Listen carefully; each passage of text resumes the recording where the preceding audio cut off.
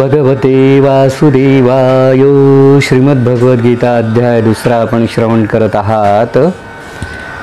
कर्मयोग.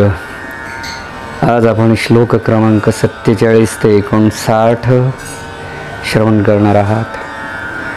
ओम श्री परमात्मने नमः. कर्मण्येवाधिकारस्ते मा फलेषु कदाचन मा कर्मफलहेतुर्भूमाति संगोस्त्वकर्मणि योगस्थ गुरु कर्माणि संगं त्यक्त्वा धनञ्जया सिद्ध्या सिद्ध्यो समो भूत्वा समत्वं योग उच्यते. दूरेण ह्यवरं कर्म बुद्धियोगात् धनञ्जया बुद्धौ शरणमन्विच्छ कृपणः फलहेतवः. बुद्धियुक्तो जहातीह उभे सुकृतदुष्कृते तस्माद्योगाय यज्ञस्व योगः कर्मसु कौशलम्. कर्मजं बुद्धियुक्ता हि फलं त्यक्त्वा मनीषिणाः जन्मबन्धरविनिर्मुक्ताः पदं गच्छन्त्यनामयम्. यदा देमोहकलिलं बुद्धिर्वितितरिष्यति तदा गन्तासि निर्वेदं श्रोतव्यस्य श्रुतस्य च. श्रुति विप्रतिपन्ना ते यदा स्थास्यति निश्चला समाधावचला बुद्धिस्तदा योगमवाप्स्यसि. अर्जुन उवाच स्थितप्रज्ञस्य का भाषा समाधिस्तस्य केशवा स्थितधिः किं प्रभाषितो किमासीत व्रजेत किम्. श्रीभगवानुवाच व्रजहाति यथा कामान् सर्वान् पार्थमनोगतान् आत्मन्येवात्मना तुष्टा स्थितप्रज्ञस्तदुच्यते. दुःखेषु न उद्विग्नमनाः सुखेषु विगतस्पृहा वीतरागभयक्रोधाः स्थितधीरमुनिरुच्यते. या सर्वत्रान्विस्नेहस्तस्य तत्प्राप्य शुभाशुभं नाभिनदन्ति न द्वेष्टि यस्य प्रज्ञा प्रतिष्ठिता. यदा संहरते चायं कुर्मोऽङ्गानि सर्वशः इन्द्रियाणीन्द्रियार्थेभ्यस्तस्य प्रज्ञा प्रतिष्ठिता. विषया विनिवर्तन्ते निराहारस्य देहिना रसवर्जं रसोऽप्यस्य परं दृष्ट्वा निवर्तते.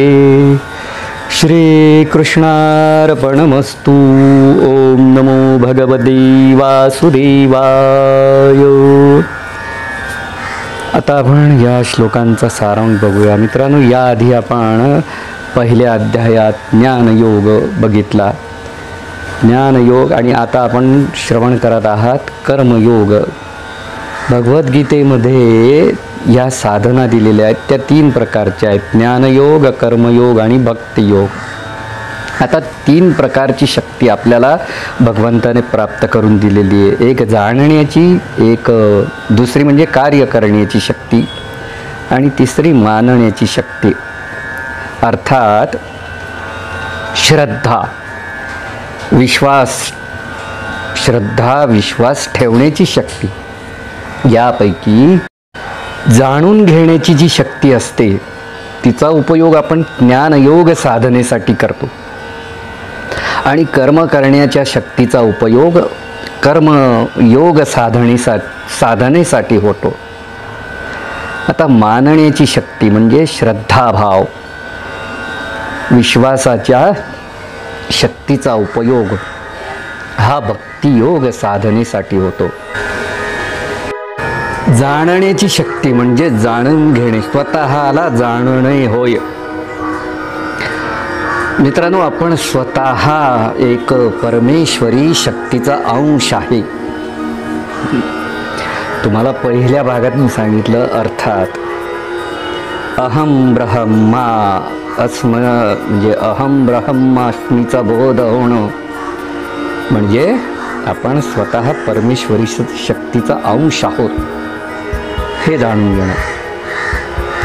ज्याला आपल्या सच्चित आनंद स्वरूपाची जाणून घेण्याची तीव्र इच्छा आहे त्याने ज्ञानयोग साधना करावी.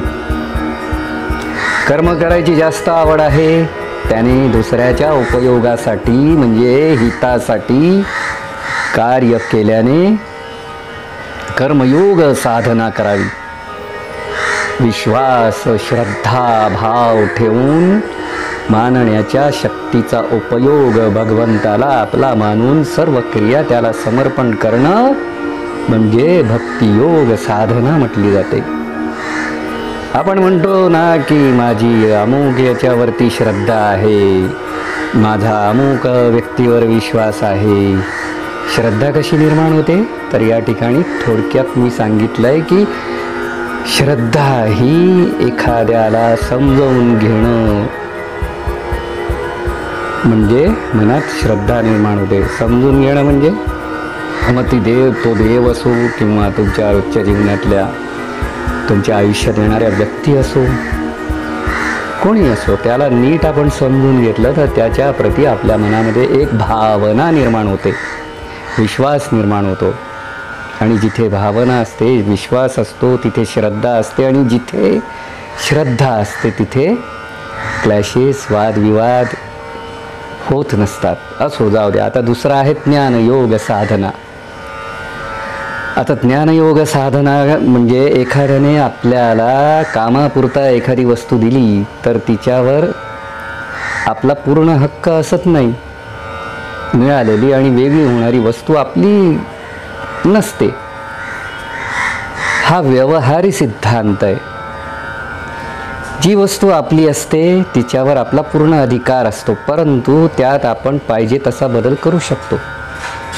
परंतु मिळालेल्या वस्तूत बदल करण्याचा आपल्याला अधिकार नसतो, कारण ती तात्पुरती मिळालेली असते. त्यामुळे त्यात आपण बदलही करू शकत नाही. त्याचप्रमाणे मनुष्य देह हा भगवंताने आपल्याला दिलेला आहे, त्या संबंधी आपल्याला पूर्ण अधिकार नाही. आपल्याला आपलं शरीर, आकार, रूप जसं भगवंताने दिलं असेल तसंच ठेवावं लागतं. त्यात आपण बदल करू शकत नाही. आणि हे शरीर मृत्यूनंतर आपल्याला सोडावं लागतं. म्हणून मिळालेल्या आणि वेगळ्या होणाऱ्या वस्तू म्हणजे शरीर आपल्यासाठी नसून त्याचा उपयोग दुसऱ्यासाठी म्हणजे परमेश्वर प्राप्ती करण्याकरता केला पाहिजे, तेच योग्य आहे. मुळातच भगवंताने दिलेलं हे शरीर, मानवी देहाचा मूल उद्देश हा आहे की बुद्धीद्वारा भगवंताला जाणून घेऊन त्याने माझ्या म्हणजे परमेश्वर स्वरूपात विलीन व्हावं आणि जन्ममरणाच्या फेऱ्यातून मुक्त व्हावं. परंतु मनुष्य त्रिगुण म्हणजे आपण म्हटलंय सत्व रजतम या प्रभावाने विसरतो आणि करू नये ते करू लागतो. त्याने जर भगवंताच्या सेवेसाठी या देहाचा, या शरीराचा उपयोग केला तर तो ज्ञानगुण संपन्न होऊन परमात्म्यामध्ये विलीन होईल. ज्ञानयोगी साधकाला कोणतंच कर्म उरत नाही. त्याची प्रारब्धवशात होणारी सर्व कर्म ब्रह्मार्पण म्हणजे भगवंताला अर्पण होतात आणि मग तो सर्वत्र परमेश्वर भरलेला आहे असा पाहतो. असा साधक सतत स्वररूपात ईश्वर नाम साधनेत रममाण असतो. बाह्य जगताशी त्याचा काहीही संबंध राहत नाही. ज्ञान योग साधण्यासाठी साधक साधन संपन्न असावा लागतो. साधन चतुष्ट संपन्न असलेल्या साधकालाच ज्ञानयोग प्राप्त होतो. पुढे ही चतुष्ट संपन्नची लक्षणं म्हणजे आत्मनात्म, वैराग्य, शमदमन, मुमुक्षता अशा प्रकारची 4 लक्षणं. आत्मनात्म म्हणजे आत्मा नित्य, बाकी सर्व अनित्य असा. वैराग्य म्हणजे भोग भोगण्याविषयी इच्छा नसणं. आणि शमदम षट संपत्तीयुक्त म्हणजे शम म्हणजे सगळ्या वासनांचा त्याग करणे. दम म्हणजे बाह्य विषयांपासून इंद्रियांचा निग्रह करणे. उपरती म्हणजे सर्व प्रपंचापासून निवृत्त होणं, तितिक्षा म्हणजे सुख दुःख राग लोभ इत्यादी द्वंद्व सहन करण्याची सहनशीलता बाळगणे, आणि श्रद्धा गुरुवाक्य म्हणजे वेदवाक्यावर पूर्ण श्रद्धा ठेवणे, आणि शेवटी समाधान सत्स्वरूपाची जाणीव होऊन झालेली समाधानता. अशा रीतीने कर्मयोग साधना, कर्तेपणाचा अहम भाव न ठेवता आणि फळाची अपेक्षा न करता कर्म करणारा कर्मयोगी. आपण कर्मयोग साधना भगवंत अर्जुनाला सांगताय त्याविषयी थोडक्यात अर्थ मी तुम्हाला सांगितला आहे. हे बघा, आपल्याला एखादी गोष्ट मिळते ते प्रारब्धाच्या अधीन असते. काल आपण बघितलं, भगवान सांगताय की इच्छित फल मिळालं अथवा मिळालं नाही तरी तो कर्मयोगी साधक समत्व बुद्धीत स्थिर आणि शांत राहतो. त्याच्याकडून जे जे कर्म घडतं ते तो भगवंताला अर्पण करतो, भगवंतासाठीच करत असतो, आणि तसा भाव त्याच्या मनात असल्याने त्याच्या कर्माचे दोष आपोआप नाहीसे होतात. मित्रांनो, कर्मयोगासंबंधी उत्तम उदाहरण म्हणजे सावतामाळी गोरा कुंभाराची आपल्याला देता येईल. निष्काम भावाने चिखल तुडवत असताना पायाखाली मुलगा चिरडला गेला तरी त्याला त्याचं भान नव्हतं. सावता माळ्याला त्याच्या माळ्यातली कांदा मुळं यात पांडुरंग दिसत होता, आणि निष्काम भावाने प्रारब्धवशात मिळालेले कार्य तो करत असत. त्यामुळे त्याची कर्म सहजच ब्रह्मार्पण म्हणजे ईश्वराला अर्पण होत होती. भगवान श्रीकृष्ण अर्जुनाला सांगतायत की असा हा योग म्हणजे कर्म हे केलंच पाहिजे, आणि त्या कर्मफळांची अपेक्षा ठेवू नये.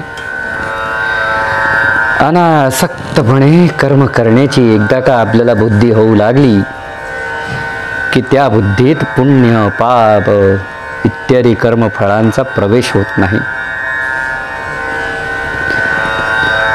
त्याचप्रमाणे आपण सुख उपभोगाकडे दृष्टी ठेवून व फळाच्या आशेने